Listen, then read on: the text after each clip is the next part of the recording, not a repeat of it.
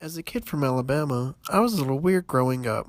Everyone knows that football is king of the South. Basketball is growing in popularity every day, and almost every kid has a dream of playing in the show. But I wasn't a fan of sports growing up. Baseball was the first sport that I showed any interest in. My grandmother and I would spend our afternoons watching the Atlanta Braves. Fortunately for me, I did not care for the Braves broadcasters.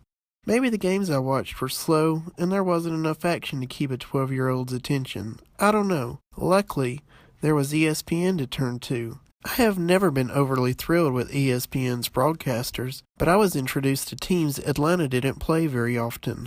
One of those teams happened to be the Los Angeles Dodgers. I will admit my first draw were their uniforms. Man, they're classic. All teams have a variation of a white home outfit, but only one has the style the Dodgers have. Kansas City tries, but they're just a little off. I don't know when I first logged onto the internet, but searching for the Dodgers was one of the first times. I learned more from that night of searching than I think I have learned before, or since. I had heard the story of Jackie Robinson, but I didn't know what team he played for. I learned about the borough of Brooklyn, the people who lived there, and their first love. I learned about Walter O'Malley and how he moved the team to Los Angeles. I learned about someone else, too, Vin Scully.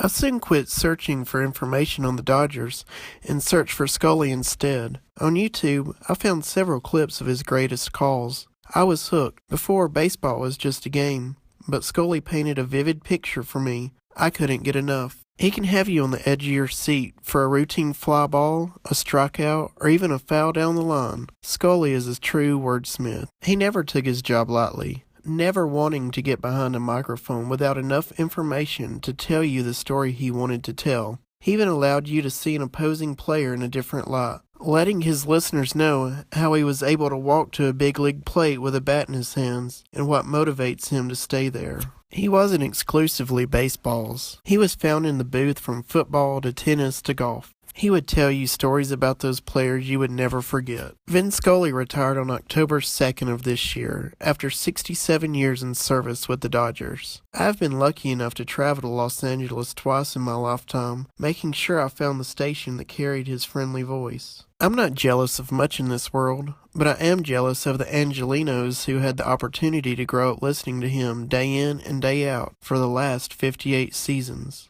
I dedicate this blog to him and his career, the millions of fans he brought to baseball, and all the memories he gave us. I had originally had the idea to give you a timeline of his historic career, but instead I decided to let you know what he did for me. He taught me to love sports, and I try to as much as he does. I try to paint images in my head the way he painted them, and translate them to you. I hope he has a wonderful retirement, and I want to thank him for all that he has given us. If you have the chance, look up Vin Scully's legendary call from the 1988 World Series. He'll give you goosebumps. I've heard that call over 100 times, and I still get them every time.